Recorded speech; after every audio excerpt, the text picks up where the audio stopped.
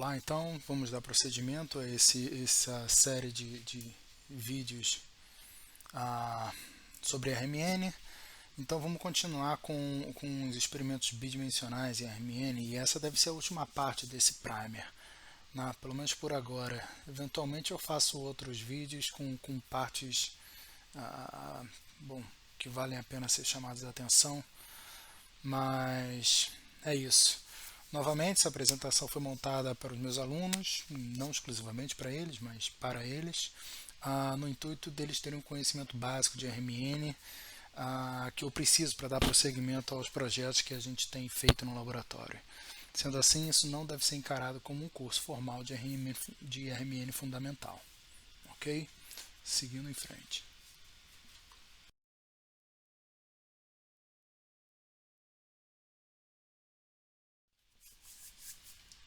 Então, antes de entrar em RMN bidimensional, vamos só tirar um detalhe aqui sobre o RMN unidimensional, né? Sobre como é que é esse experimento.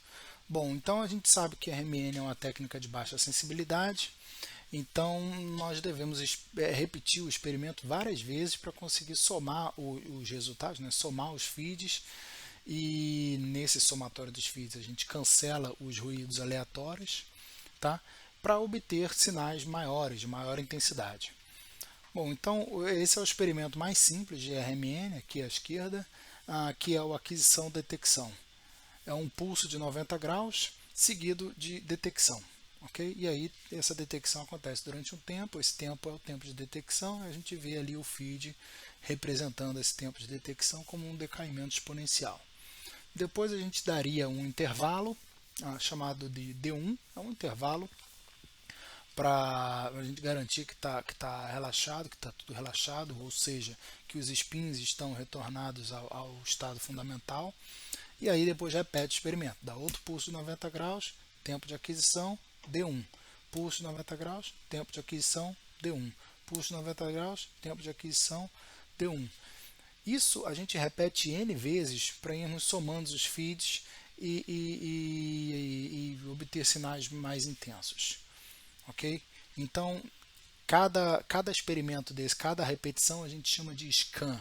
Tá? Então, esse N seria um número de scans. Isso vai ser importante para a gente entender o tempo dos bidimensionais. Tá? Então, a gente tem o número de scans. Essa somatória do feed não leva a um crescimento linear dos picos, ok? É um crescimento exponencial. Isso, bom, não é exatamente exponencial. Eu esqueci o nome dessa curva, mas é uma curva que está representada nessa figura à direita. À medida que você vai aumentando os números de scans, esse crescimento do pico não é linear. Isso quer dizer que depois de uma hora de experimento, se o seu sinal ruído for de mais ou menos 2, né, a razão sinal ruído, depois de 12 horas de experimentos, você não terá um sinal ruído maior do que 7. E depois de 64 horas você não terá um sinal ruído maior de 16. E esses são valores baixos, ok? Então isso é só para vocês terem noção de que se você não tem sinal depois de uma hora de experimento, não adianta encher a paciência do técnico pedindo mais scans, porque não vai aparecer sinal. Ok? Então aqui a gente representa até os 128 scans, esse número de 128 scans, que já é um número grande, que vai ter um crescimento decente da intensidade. A partir de 128 não vale a pena ser feito, ok? Para espectros de hidrogênio. Para espectros de carbono a gente aumenta esse número aí em algumas centenas de vezes, tá? Por causa de toda aquela história que eu falei já no vídeo passado sobre a intensidade do carbono. Bom, 128 scans deve dar um tempo aí de experimentos de 8 minutos por aí. 64 scans dá mais ou menos uns 4 minutos.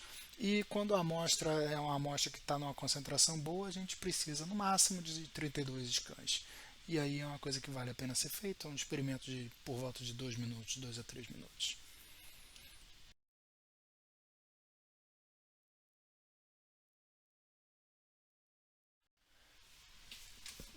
Já os experimentos bidimensionais, eles são feitos com vários experimentos unidimensionais em sequência, né? Mas variando um intervalo de tempo que a gente chama de período de evolução. Então, todos os experimentos bidimensionais possuem esse período de evolução entre os períodos de preparação e de mistura que vem antes do período de detecção, né? Então, esse período de evolução ele é variável para cada pseudo experimento 1D que é coletado, que vai compor o experimento 2D. Ok? Então, o número de incrementos, o número de experimentos pseudo experimentos 1D que é coletado para compor um experimento 2D, a gente chama de número de incrementos. Então, um experimento bidimensional de RMN, ele vai ter cada incremento, né, cada pseudo experimento de 1D, ele que vai ser coletado com um número X de scans, ele vai ter vários incrementos. Então você tem, digamos que você tem um experimento que tem 256 incrementos. Tá? São números clássicos que a gente usa, né? 256, 128, 256, 512 e assim por diante. Enfim, imagina que você tem um experimento bidimensional que você coleta 512 incrementos, tá? E 32 scans. Isso quer dizer que você repetiu cada incremento 32 vezes, que são o número de scans, e você fez isso 512 vezes. Ok? E aí, por isso que o tempo dos experimentos bidimensionais são bastante maiores do que os experimentos unidimensionais. Ok? Digamos que você tenha, então, você repete, enquanto que um experimento unidimensional que você coleta 32 scans, você repete aquele experimento 32 vezes. Um experimento bidimensional que você repete 32, faz 32 scans 512 vezes, você está repetindo o experimento 16.384 vezes. Ok? E aí, se você multiplica isso por aquele tempo de detecção onde você coleta o feed, né? E o tempo de relaxação, que seria o D1, que é o tempo antes do primeiro pulso, antes de repetir de fato o experimento, isso faz os experimentos demorarem muito. Ok?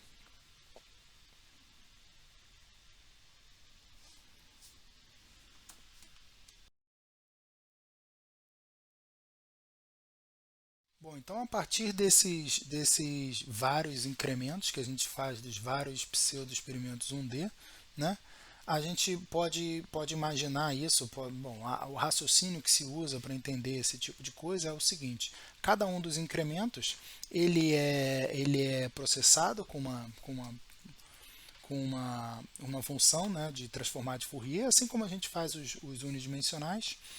E aí os sinais resultantes desse primeiro processamento, né, ele vai gerar um gráfico para cada um dos incrementos. Esse gráfico tem um formato específico para cada ponto dele, e se você observar como colunas, né, em vez de como linhas, você vai ter uma coisa que a gente chama de interferograma. Quer dizer, cada ponto tem intensidades variáveis através dos incrementos, entendeu? Não em cada incremento, mas através dos incrementos. Tá certo? Então seria como se a gente estivesse olhando para a coluna.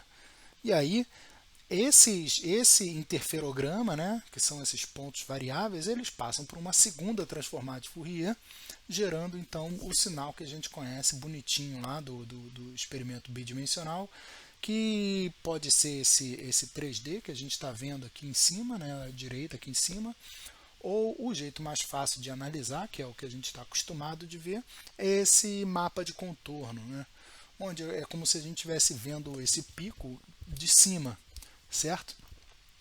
E aí lá, quando a gente está processando os dados, você pode ir para cima ou para baixo, que é como se você estivesse cortando o pico mais em cima ou mais embaixo.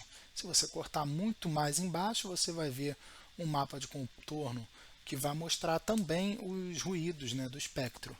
Sempre tem ruído, ok? Os ruídos do espectro. Se você botar só lá em cima, se você cortar lá em cima, e aí se você nos programas no MNOVA, por exemplo, você mexe com o scroll, se você cortar lá em cima, você vai ver só a pontinha do pico. né? A gente faz isso quando a gente está fazendo pick-picking, a gente vai para baixo e para cima no mapa de contorno para pescar melhor, né, os deslocamentos químicos. Então é isso. Ok, então a gente tem uma série, centenas de diferentes experimentos que foram desenvolvidos para RMN para buscar centenas de informações diferentes que a gente quer observar, né? Tem até livros chamados 250 e mais experimentos para RMN, 250 and more NMR experiments. Eu acho que as novas versões já estão acima de 300. Depois eu boto uma referência, de repente é uma boa colocar aqui. Bom, então esses diferentes experimentos, o que eles fazem? Eles manipulam os spins, e a gente chama isso de spin dynamics, tem gente que chama de spin gymnastics, né, de formas diferentes, mas sempre através de pulsos variados, né, pulsos de 90 graus, pulsos de 180 graus, ou pulsos com formatos específicos. Isso é uma coisa interessante, fazer pulsos de formatos específicos em certos experimentos. E intervalos de tempo diferentes. Tá? Então tudo é uma questão de tempo no RMN. Ok? E esses intervalos de tempo são quase sempre relacionados aos valores de J que se deseja observar. Ok? Então, por exemplo, a gente tem J's homonucleares entre hidrogênios e heteronucleares entre hidrogênio e carbono. Bom, eu vou focar nessa apresentação nas coisas que a gente mais usa, tá, no laboratório. A gente trabalha com química de produtos naturais, para quem não tá, para quem encontrou esse vídeo de surpresa ou não estava procurando algo específico. Enfim, a gente trabalha com produtos naturais, então a gente está observando mais estruturas orgânicas e compostas sempre de carbono, hidrogênio, oxigênio, nitrogênio, de modo que para RMN a gente usa 99% das vezes carbono e hidrogênio, ok? É por isso que eu só foco nesses dois. Existe todo um mundo de RMN em cima de fósforo, flúor, mas não é o caso aqui, ok? Bom, então a gente tem a constante acoplamento homonuclear de hidrogênio, e aí a gente tem quando acontece via duas ligações homonuclear de hidrogênio e hidrogênio, a gente tem esse valor entre 10 e 16 Hz. Entre 3 e 4 ligações, a gente tem esse valor entre 0 e 16 Hz.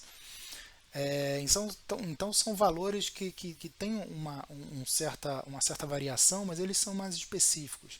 No caso da constante de acoplamento heteronuclear entre carbono e hidrogênio, a gente tem essa variação grande aqui. Ó. Quando acontece entre uma ligação, hidrogênio e carbono diretamente ligado, o valor da constante de acoplamento é 145 Hz, por volta por volta de 145 Hz, às vezes 154, às vezes 146, mas enfim, 145 Hz. Enquanto que a duas, 3 ou 4 ligações, esse valor cai para 3 a 8 Hz. Né? Então é uma variação muito grande. É por isso que a gente, bom, eu vou explicar isso mais à frente, mas a gente consegue filtrar bem os sinais num experimento que vai coletar dados de J1 heteronuclear e filtrar esses sinais dos experimentos que coletam dados de J2 a 4 heteronuclear, né, que é o HSQC e o HMBC principalmente.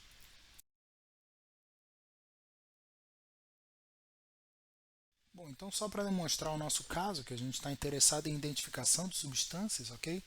Para comparar os dados que a gente observa em experimentos unidimensionais e bidimensionais. No experimento unidimensional, a gente tem deslocamento deslocamento químico, tá, de prótons, ou de carbonos também, né? Multiplicidade dos sinais e intensidade dos sinais. Então, esses são os três principais dados que a gente tira dos espectros unidimensionais. Já do espectro bidimensional, a gente tem deslocamento químico do próton, e aí pode ser de dois prótons que estejam conectados, se for o caso do COS e do TOX, ou do próton e do carbono. Okay? Então a gente, pensando no próton e do carbono, em experimentos heteronucleares, a gente tem essa vantagem de a gente não só, para caracterizar uma substância, a gente não só tem agora o deslocamento químico do próton, mas a gente tem do próton e do carbono ligado a ele, certo? Multiplicidade dos sinais que a gente tira do 1D, até porque a gente sempre adquire um dado de próton antes de ir para os 2Ds, ok? A gente tem intensidade dos sinais, né, que é importante também, e as informações sobre o acoplamento. E aí essas informações passam a não ser mais só traduzidas em multiplicidades e cálculo e observação da constante de acoplamento, como a gente faz num D.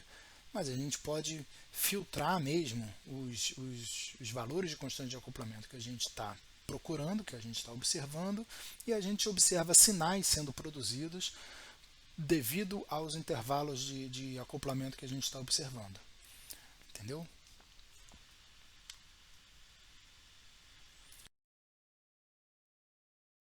Então aqui essa é uma tabela que traz um resumo rápido dos experimentos mais comuns que a gente usa. Tá?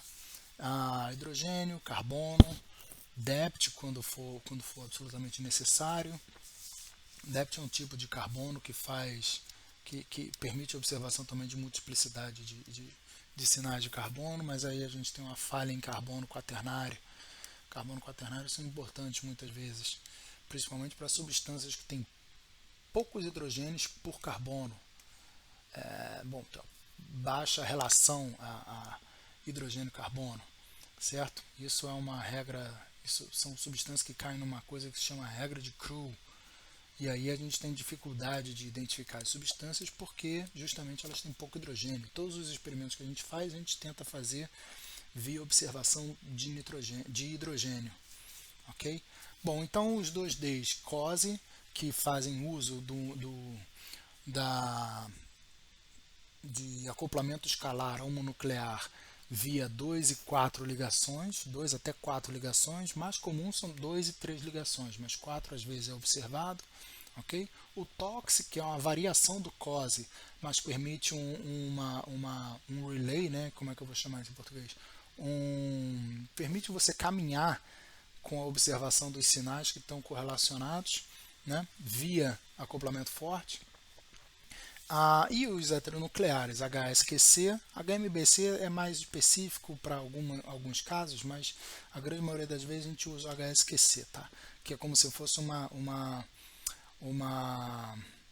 versão melhorada do HMBC, do HSQC, do HMQC, desculpa. Então é o HSQC. Ele funciona nos dando informação sobre quais carbonos estão diretamente ligados aos hidrogênios, então ele funciona via acoplamento escalar de uma ligação heteronuclear. O HMBC, que é um experimento que eu gosto muito, que nos permite observar então acoplamentos escalares a longa distância, 2 a 4 ligações. E aí, por causa disso, a gente consegue conectar fragmentos das estruturas. E você tem a possibilidade de fazer COSE carbono-carbono, um experimento chamado Inadequate, que pelo próprio nome já diz que é muito inadequado, né? Porque ele é muito pouco sensível, isso por causa da abundância natural do carbono, que é muito baixa. E alguns outros experimentos, tipo NOI-DIF, NOISE, ROISE, que são outros experimentos que trabalham com acoplamento dipolar, ou seja, eles trabalham com a proximidade daqueles spins que a gente está observando no espaço. Esses são experimentos que a gente não vai ver nesse curso, pelo menos agora, porque não me interessa muito mostrar para esses alunos nesse momento. Ok? E aí, só para fechar, o experimento híbrido HSQC-TOX, que também é um experimento fantástico, que une as informações do HSQC, ou seja, une as informações de qual hidrogênio está ligado ao carbono e quais os outros hidrogênios estão ligados àquele hidrogênio via acoplamento escalar homonuclear J2 e 4, 2 a 4. Ok? Então a gente tem como se fosse o TOX ou o COSE, que eu vou falar um pouco mais em detalhes, mas expandidos na janela espectral do carbono. vou falar da janela espectral de carbono já já, mas a gente já falou dela no vídeo passado, mas agora a gente vai mostrar como que se explora melhor isso.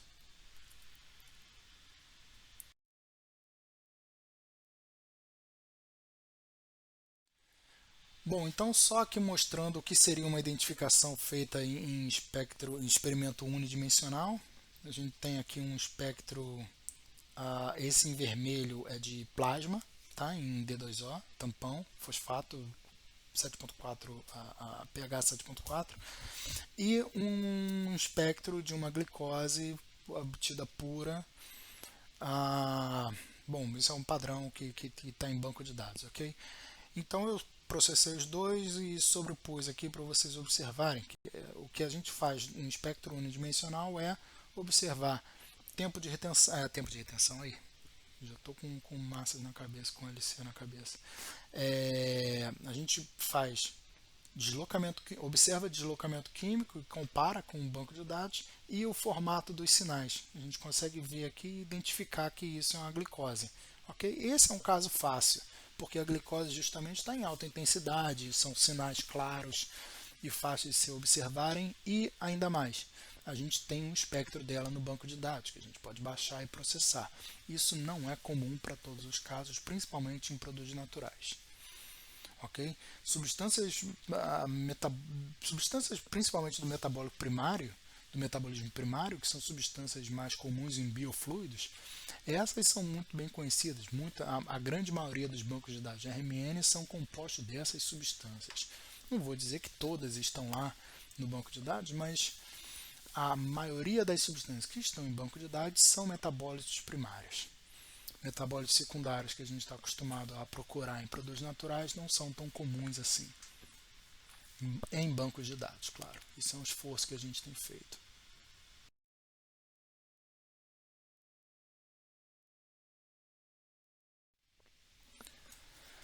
Então vamos lá.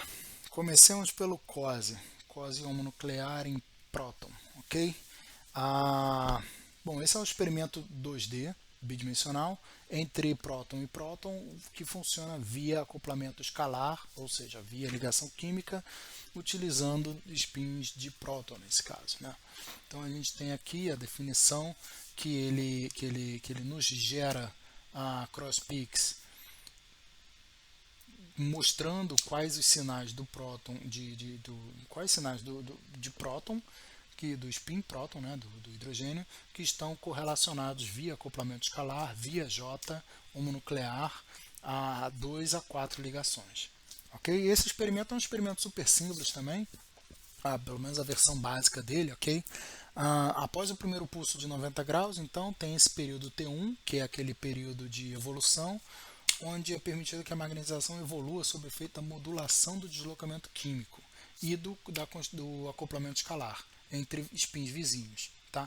Por spins vizinhos, a gente está dizendo que são aqueles com quem há troca de informação. Essa informação sendo o acoplamento escalar. Tá? Então, acontece toda aquela spin dynamics, né? Aquela ginástica dos spins nesse momento, que a gente não vai entrar aqui, é uma coisa muito interessante de se observar para quem tiver a oportunidade de fazer um curso mais aprofundado de RMN fundamental, de fundamentos em RMN. Vale muito a pena, existem vídeos também no YouTube. Eu indicaria o vídeo do James Killer para estudar essa parte de RMN. De novo, como isso é só um primer, eu vou comentar coisas por alto e vou tentar focar a discussão em assuntos, em tópicos que eu preciso que meus alunos entendam. Ok? Então o objetivo do COSE é produzir picos, e a gente vai chamar esses picos de cross peaks, que apontem a ocorrência de acoplamento escalar entre dois spins, sendo esses dois spins próton-próton. Ok? Então ambos os eixos, né, o eixo X e o eixo Y, que a gente chama de F2 sendo X e o F1 sendo Y, eles são a janela espectral do hidrogênio, então eles vão aí de 0 a 12 ppm mais ou menos, ok? E a gente observa uma diagonal que eu falo da diagonal no próximo no próximo spin? Não, vamos falar logo. A gente tem uma diagonal e essa diagonal representa o espectro, ok? De próton. Nessa, a parte fora da diagonal, então tem os cross peaks, que são os sinais que nos interessam realmente. E esses cross peaks, como nesse caso aqui à direita, a gente tem esse cross peak, que é esse sinal fora da diagonal, que está nos indicando quais são os sinais que estão correlacionados. Então são esses dois dupletos, esse é um exemplo que é fácil, óbvio, para demonstrar. Ok? E essa estrutura nos representa o que é mais ou menos essa conexão entre J3 e J2, entre dois prótons. A gente observa aqui esse próton ligado ao carbono que está com a hidroxila, ligados, acoplando, né, mostrando essa seta azul, mostra o acoplamento escalar entre de J3, nesse caso, e aqueles dois outros hidrogênios no metileno, ele está mostrando então um caso de J2. Observe que são duas ligações que separam esses e três ligações que separam os outros.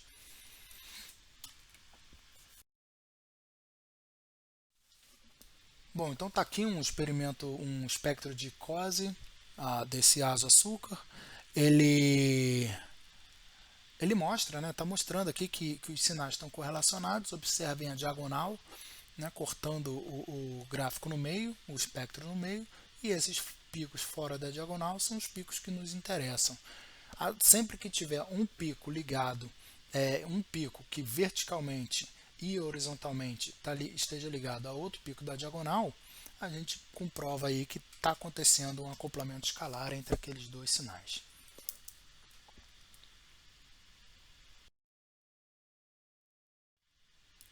E aqui um outro caso onde a gente tem esse disacarídeo.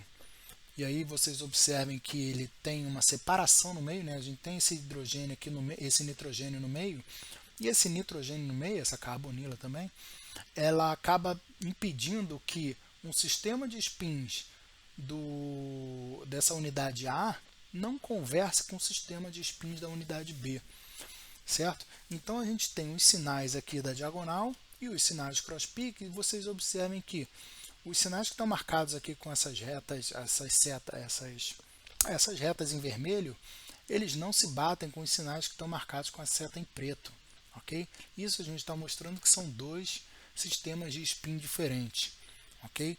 Lembra que o COSE só acontece via acoplamento escalar, J2 ou 3, ou J2, 3 ou 4, sendo 4 muito pouco comum, ok? O mais comum é J2 e 3. E aí a gente não tem a possibilidade de observar uma conexão entre os resíduos A e B, entre esses pedaços da estrutura A e B, porque não teria ligação suficiente, né? E esse nitrogênio, esse hidrogênio esse próton do nitrogênio, ele não aparece no RMN porque tem um problema de troca aí, e ele, se aparecer, ele vai aparecer como sinal alargado, não é o caso, ok? Então, se vocês pegarem esse metileno que está fazendo essa ligação do B com A, não tem um número de ligações que nos permita chegar a uma constante de acoplamento com intensidade suficiente para que ela apareça no COSE. Ok? Vai ser uma constante de acoplamento próximo de zero. A gente teria 1, 2, 3, 4 ligações, mas seria pouca. Não seria o caso de aparecer um sinal entre esses dois fragmentos.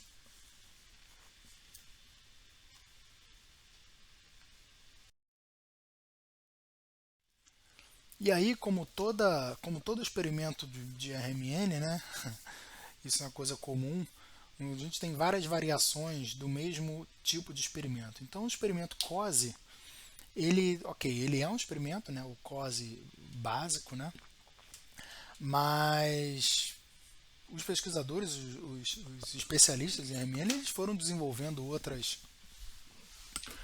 sequências de pulso que também produzem espectros tipo COSE e com algumas pequenas variações.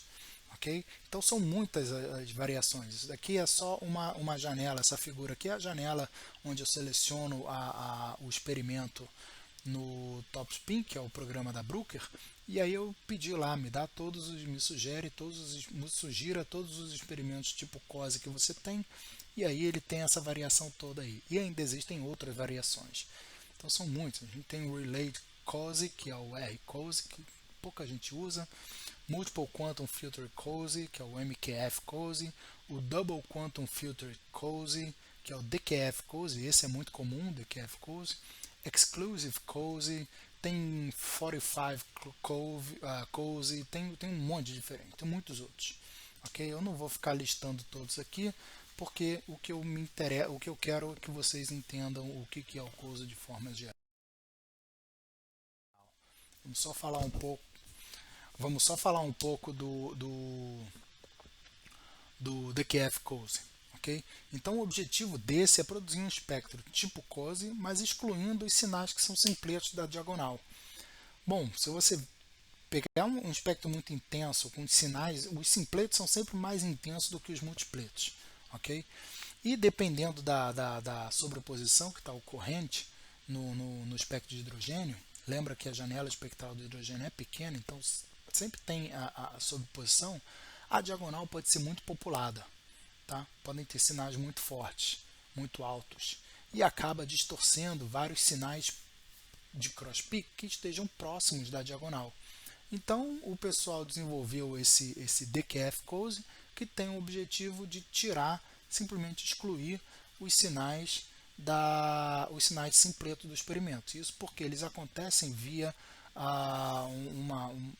bom, existe toda uma discussão de coerência em cima disso, mas esse filtro duplo quanta aí, ele extrai esses sinais. Ok? Por que extrair esses sinais é tranquilo em COSE? Porque sinal de simpleto não vai apresentar nenhum valor de J, nenhum acoplamento de J tipo observável, né? Por isso que ele é um simpleto. Então ele nunca vai gerar um cross-peak. Okay? Se ele não gera um cross-peak e o COSE serve para a gente ver os cross-peaks de informação via J, não faz sentido obtê-los. Okay? E eles já vão estar lá no espectro de hidrogênio. Bom, então esse é um espectro de COSE da etilindanoone, tá? Que é essa substância que está aqui, e a gente consegue observar bem separado aqui dois sistemas de spin que não conversam entre si via acoplamento escalar como nuclear J2 até 4. Okay? Ele tem aqui, ele poderia produzir um J4 aqui, só que ele não é alto o suficiente, não é forte o suficiente para produzir um sinal de fato. Okay? Então, talvez seja possível nesse sinalzinho aqui, mas ele está tão próximo do ruído que ele não deve ser verdadeiro. Bom, então é isso. Observem, tenta parar o vídeo agora, dá uma pensada sobre esses cross-peaks, vê se consegue conectá-los, vê do sistema B, o sistema A, pensando nos deslocamentos químicos e quem que estaria correlacionado com quem. Ok? Inclui aquela metila lá que aparece em 1 ppm que não tem setinha nenhuma. Vê com quem que ela conecta, qual que é aquele formato do pico, por que ela é um tripleto, ok? Por que ela é um tripleto, por que o pico dessa metila ele é tão mais alto que os outros e com quem que ela está correlacionando.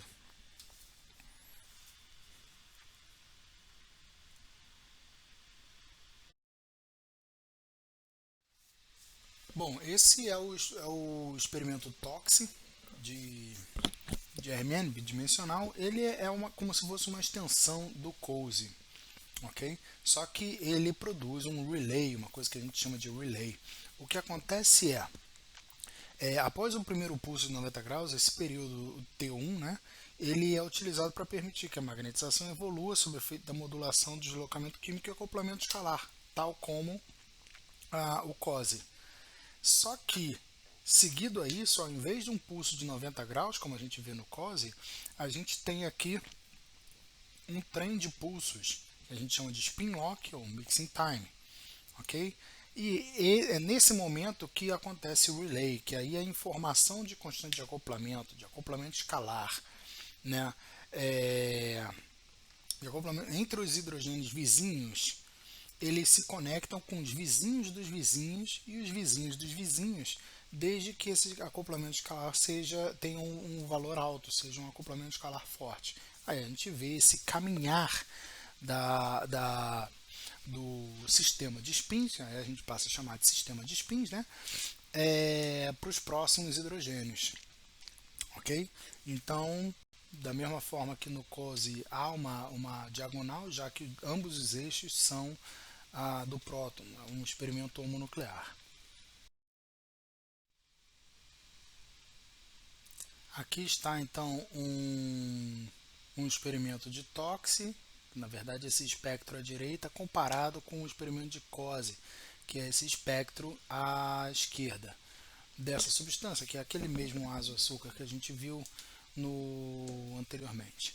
Okay? Então observem, enquanto que os sinais no COSE eles têm uma ou talvez duas conexões, porque ele acaba acoplando com o vizinho à esquerda ou o vizinho à direita, no espectro de Toxi a gente vê essa conexão sendo caminhada para os próximos spins. Ok? Eu sugiro que vocês deem uma pausa aí no vídeo e tentem observar esse tipo de cross-pix, observar essas diferenças e tentar entender o que está acontecendo.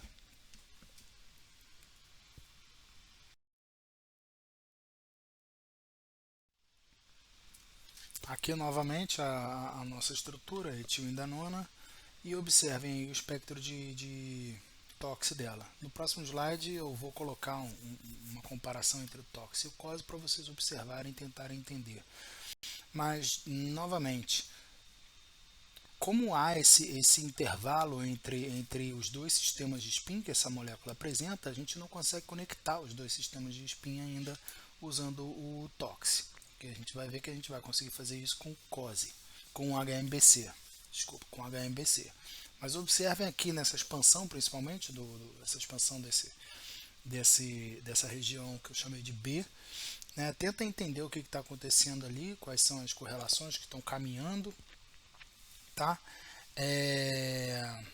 E o porquê que os quatro sinais estão conectados entre si, né? A gente tem quatro sinais conectados entre si aí. Isso aí. A gente vê dois sistemas de espinha. É diferente do TOX, do COSE. No caso do COSE, você consegue caminhar com os acoplamentos. No caso do TOX 2D, nesse caso, né, no caso mais comum, que existem variações, mas no caso mais comum a gente não consegue caminhar, a gente não consegue saber quem está diretamente ligado a quem, qual próton está diretamente ligado a quem, tá? E qual o próximo.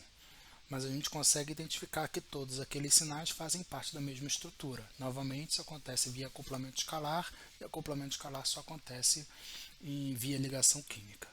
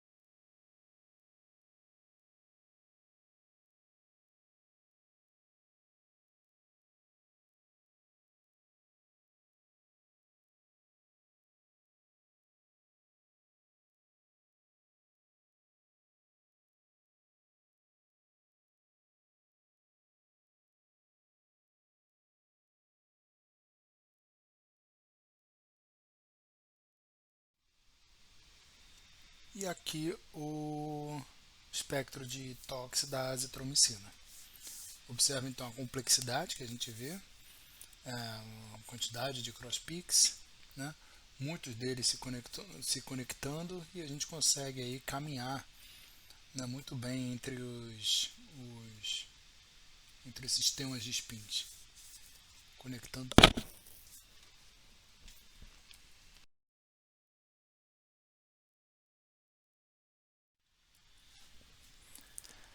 Já o experimento bidimensional de HSQC, que no nosso caso a gente vai usar hidrogênio com carbono, é um experimento que trabalha via constante de acoplamento J heteronuclear 1, que eu estou dizendo que é 1 porque é uma ligação, ok? Isso é fácil de definir que é só uma ligação porque essa constante de acoplamento é muito alta, ela é por volta de 146 Hz. Tá? Então, conforme a figura aqui, eu nos espectros de HSQC eu vou ver o deslocamento químico do hidrogênio junto com o deslocamento químico do carbono que está ligado a ele. Ok? Então eu não vou ter uma diagonal, porque um dos eixos, que é o eixo vertical, referente a F1, que vocês vão ver nos espectros, ele tem é a janela espectral do carbono 13, e aí é uma coisa fantástica, porque a janela espectral do carbono 13, ela tem aí seus quase 200 ppm. Então a gente consegue dispersar os sinais dos hidrogênios, né, dos prótons, que estão numa janela espectral de 0 a 12, mais ou menos, eu disperso eles numa janela maior, que é a janela do carbono. Então, tá. Esse seria um experimento de HSQC básico, tá? Novamente, existem várias versões dele. E esse período delta aqui, sem contar com o período T1, ok? Mas o período delta ele é especificado para permitir que a magnetização evolua sob efeito da modulação do deslocamento químico dos spins de carbono 13. Esse spin pode ser outro, tá? Pode ser de nitrogênio, por exemplo. É muito utilizado pelo pessoal da bioquímica para fazer definição de estrutura de proteínas. No nosso caso, a gente vai focar em carbono 13. Então, especificamente para o valor de J heteronuclear a uma ligação, que é aquele valor lá por volta de 146 Hz. E aí, esse delta, ele é calculado, a gente coloca ele no experimento para ser 1 sobre 2 vezes aquele 146. Okay? Isso é um valor em segundos e, novamente, todo experimento de RMN ele é baseado em intervalos de tempo. Tá? E aquele T1 é variável para formar o espectro bidimensional. Okay? A detecção então ocorre no canal de hidrogênio e isso nos leva a ganho de sensibilidade, ou seja, ganho de intensidade dos sinais. Se fosse a detecção no carbono, como é o caso de um HMQC, que eu não vou especificar aqui porque não é o caso, né? A detecção é no canal do carbono e aí isso gera um sinal de menor intensidade, né? Já visto todo o problema de sensibilidade do carbono. Bom, nesse caso a gente tem a evolução do deslocamento dos sinais de hidrogênio moduladas pelo deslocamento químico do carbono e a gente detecta no canal de hidrogênio. Então a gente vai ver essa modulação sendo traduzida em cross-peaks no HSQC. Então o objetivo do HSQC é produzir picos que apontem a ligação direta entre o hidrogênio e o carbono 13. Ok? Simples assim. Os eixos então são hidrogênio no eixo horizontal, F2, e carbono no eixo vertical, que seria o F1. Então não há uma diagonal característica, e sim uma maior dispersão observada devido à janela espectral do carbono 13, que é muito maior do que a janela espectral do hidrogênio.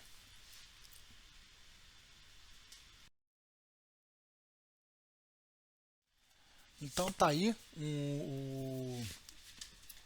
o espectro de HSQC, que a gente já mostrou, né, no outro caso.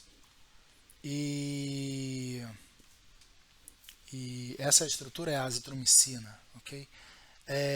Observem então os sinais, como os sinais variam, né, do hidrogênio, como os sinais variam do carbono. Observem que há uma dispersão dos sinais de hidrogênio, dos sinais gerais, né? E observem também que a gente consegue detectar, então, saber qual carbono, qual carbono que está ligado a cada um dos hidrogênios. Okay? Então a gente marca o deslocamento químico desses carbonos com base no deslocamento químico dos hidrogênios. E isso nos ajuda a identificar a substância, a estrutura. Okay? Dá um pause no vídeo, tenta olhar esses valores, tenta dar uma raciocinada neles, tenta pensar no deslocamento químico, por que está indo até 5,5 ppm só e não passa disso, ok?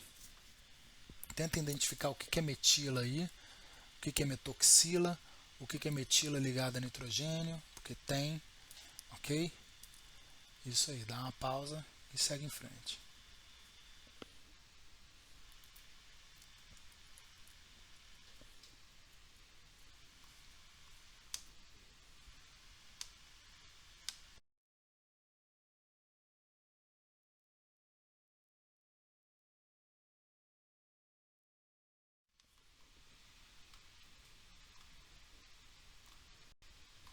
Bom, aqui de novo o espectro de HSQC da etilindanoone, tá? E aqui eu quero mostrar para vocês o sinal de metilenos, como é que aparece. Bom, metilenos são hidrogênios, tá? São CH2, né? CH2. Então são dois hidrogênios ligados a um carbono. Se são dois hidrogênios ligados ao carbono, a gente observa esse tipo de situação aqui, ó, onde eu tenho dois cross-peaks no mesmo carbono, tá? Esses são hidrogênios diastrotópicos, então eles não vão aparecer juntos, eles não são magneticamente equivalentes, obviamente, porque eles não são quimicamente equivalentes, ok? Então a gente identifica aqui os dois metilenos da estrutura usando o HSQC de forma relativamente fácil, tá? Pausa o vídeo de novo, tenta entender esses deslocamentos químicos do anel aromático, que estão lindos aqui, separados, todos separadinhos, tá? É isso.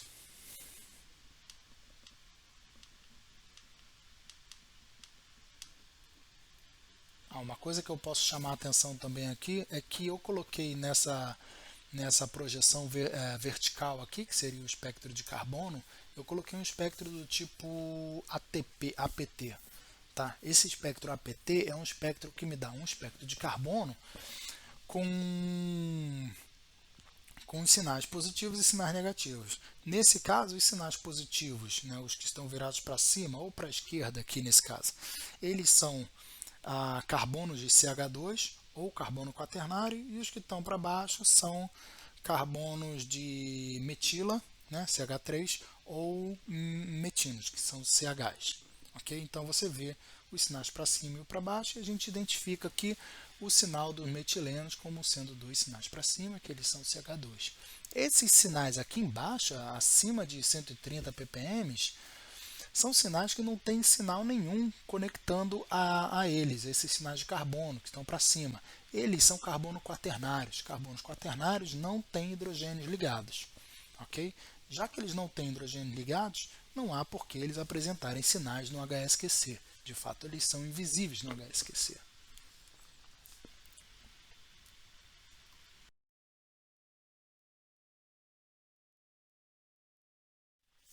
Novamente, temos dezenas de variações do HSQC, assim como todos os outros 2Ds. Okay? Não vou listar cada um deles, não vou listar todos eles. Tá?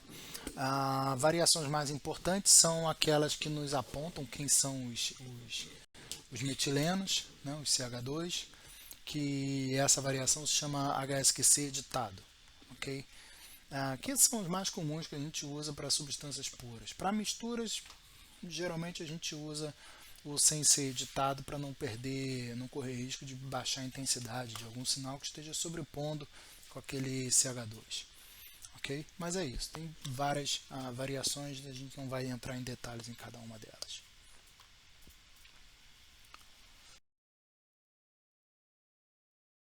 Bom, o experimento de HMBC. O experimento de HMBC funciona entre hidrogênio e carbono via ligação, via acoplamento escalar a longa distância, okay? De 2 a 4 ligações entre o hidrogênio e o carbono. Tá? A gente chama isso de heteronuclear a longa distância. Bom, diferente do J1 heteronuclear, que é por volta de 145 Hz, o J2 a 4 heteronuclear varia de 0 a 9 Hz, por aí. Tá? Um pouco mais às vezes, mas de 0 a 9 Hz. Tá? Então aquele período ali, aquele período delta, é especificado para permitir que a magnetização evolua sob o efeito da modulação do deslocamento químico dos carbonos 13. E esse delta é calculado de forma a ser 1 sobre 2 vezes o J, né? E a gente seta isso para ser um valor em segundos referente a 3 de valores de 3 a 8 Hz. Tá? Então são valores bem mais. Bom, o valor de delta é bem mais alto, mas os valores de J são bem mais baixos. Ok? Então, de novo, a detecção ocorre pelo canal de hidrogênio para ter de nitrogênio para ter de hidrogênio, desculpa, de próton, para ter ganho de sensibilidade, aquela mesma coisa que eu já falei para o HSQC. Ok?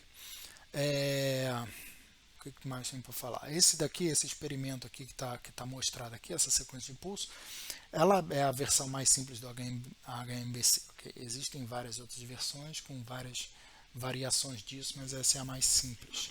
Não vamos falar de sequência de pulso aqui, mas o importante é saber dessa especificação que liga de forma indireta os hidrogênios e os carbonos. Então o objetivo está aí, produzir picos que apontem, os cross peaks que apontem ligações indiretas entre hidrogênio e carbono. De novo, não haverá uma diagonal característica porque não é um experimento homonuclear. Tá? Então a gente tem essa observação, essa dispersão dos sinais devido à janela espectral do carbono. Então essa figura aqui, essa estruturinha aqui, muito simples, ela mostra o tipo de J que a gente vai ver. Né?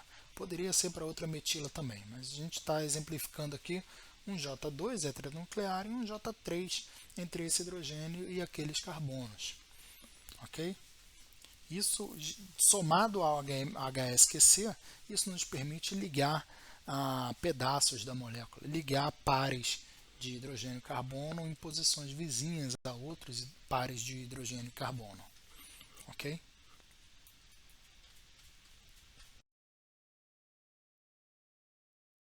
Então tá aqui um exemplo, aquele mesmo exemplo que a gente, daquela mesma estrutura que a gente vem discutindo.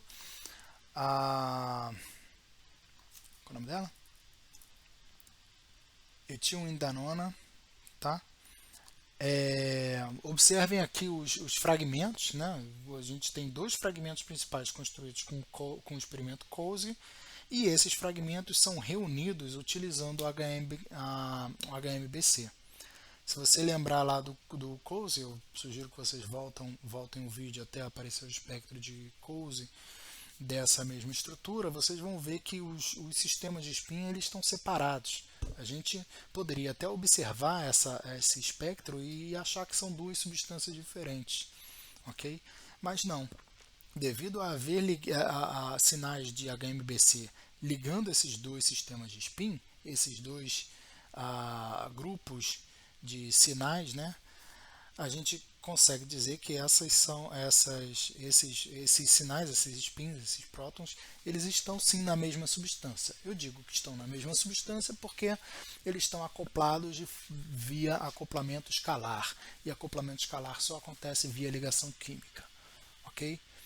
Então é isso que eu preciso deixar claro para vocês. Acoplamento escalar só acontece por ligação química. Então todo sinal que está correlacionado via acoplamento escalar, ou seja, via COSE, via TOXE, via HSQC, via HMBC, eles têm que ser sinais pertencentes à mesma estrutura. Tá? Isso é base de várias coisas que a gente tem desenvolvido para tentar identificar as substâncias. É base para o NMR Filter, é base também para um outro sistema chamado Smart NMR. Ok? Mas o NMR Filter principalmente, que eu exploro exatamente o HMBC. Ok? Então, se há sinal que acontece em HSQC, HMBC e COSE e TOXE, eles pertencem à mesma estrutura. Essa lógica mas usando o HSQC e o COSE são usados pelo Colmar, que é um sistema favorito aí do pessoal de metabolômica por RMN. Então, para um pouquinho o vídeo, tenta identificar os sinais que foram correlacionados lá no COSE.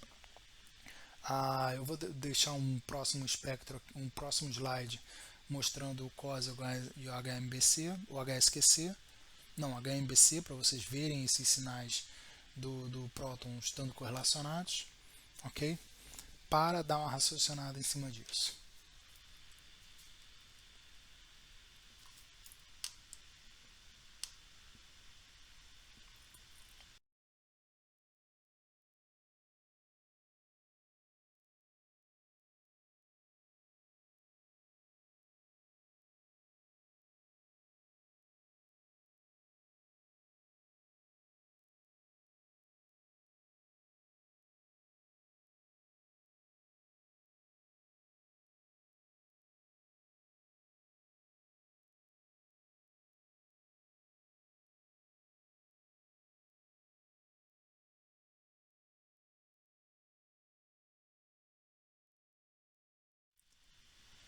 E aqui para chamar a atenção desses carbonos quaternários, né? Lembra que no HSQC não aparecem carbonos quaternários, porque esses carbonos quaternários não têm hidrogênio. No HSQC a gente só observa a ligação via J1, que é a ligação direta entre hidrogênio e carbono, ok? Mas em contrapartida no HMBC a gente como a informação é modulada via J longa distância, 2 a 4 a heteronuclear, eventualmente você tem a conexão entre algum hidrogênio e um carbono quaternário, certo? Vocês conseguem observar isso nesse exemplo da etilindanoona de novo. Ok? Tem esses carbonos quaternários aqui e eu mostro com esses retângulos tracejados que a gente vê sinais no HMBC extrapolando para o eixo do carbono que não aparece no HSQC, ok? Tanto é que sinais de carbonila que aparecem lá por volta de 200 ppm no carbono, a gente nem adquire o HSQC em uma janela tão grande assim, porque nunca tem um sinal de carbonila no... Quase nunca aparece, só aparece em caso de aldeídos. E aí, quando a gente sabe que tem aldeído na amostra, a gente puxa o HSQC lá para cima ou faz uma outra técnica e espera que o sinal dobre para dentro. Mas aí é diferente, eu não vou nem comentar mais sobre isso. Em geral, a gente adquire o espectro de HMBC até 225 ppm e o HSQC até 150 ppm. Isso porque é comum que não apareça carbonilas no HSQC. Tá? Carbonilas são quaternárias, a grande maioria das vezes. São carbonos quaternários. Ok? Então, dá um pause de novo, tenta observar os valores e os sinais e tenta raciocinar em cima disso.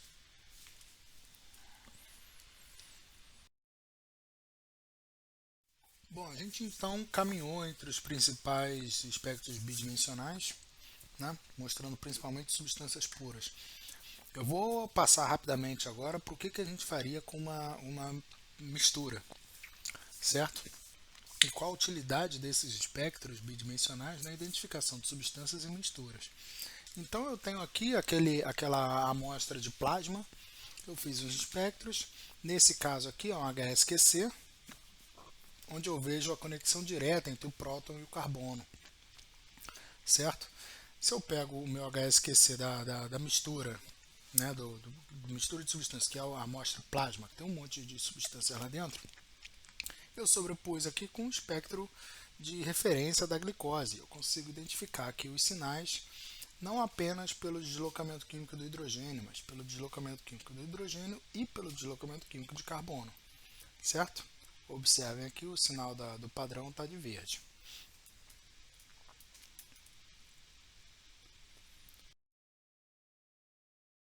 No caso do TOX é a mesma coisa, eu consigo não apenas dar a identificação,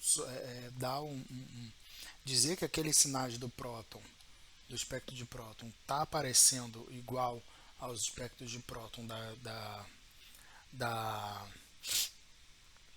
glicose, mas no caso do TOX aqui eu exponho o fato de que o sistema de spin está totalmente conectado. A gente pode ver aqui os sinais, tem bastante sinais ligados, né, ao sistema de spin da glicose. Então, eu consigo não só dizer que aqueles deslocamentos químicos batem com os deslocamentos químicos da glicose, mas eu consigo dizer que eles eles pertencem à mesma substância, à mesma estrutura, né, já que elas compartilham um acoplamento escalar.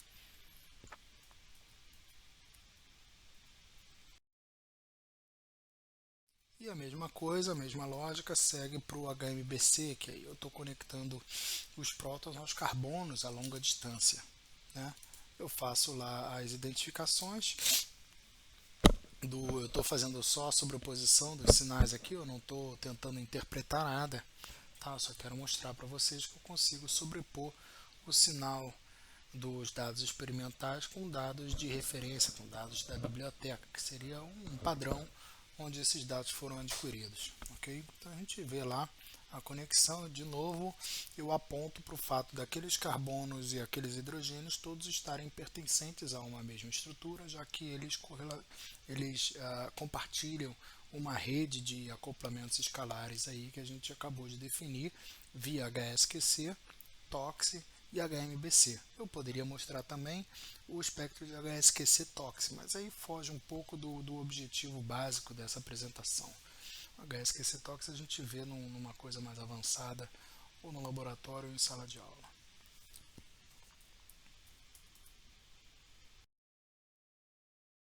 Ok? Então, bom, eu espero que tenham curtido aí e aprendido alguma coisa. Qualquer coisa, entre em contato comigo. Estou lá no IPPN, na UFRJ, CCS, Bloco H, no subsolo da sala 021. E esse é meu e-mail, podem entrar em contato comigo. Aí, meus alunos, bom, espero que venham com dúvidas, né? Porque senão eu fiz tudo isso à toa. Ok? Obrigado.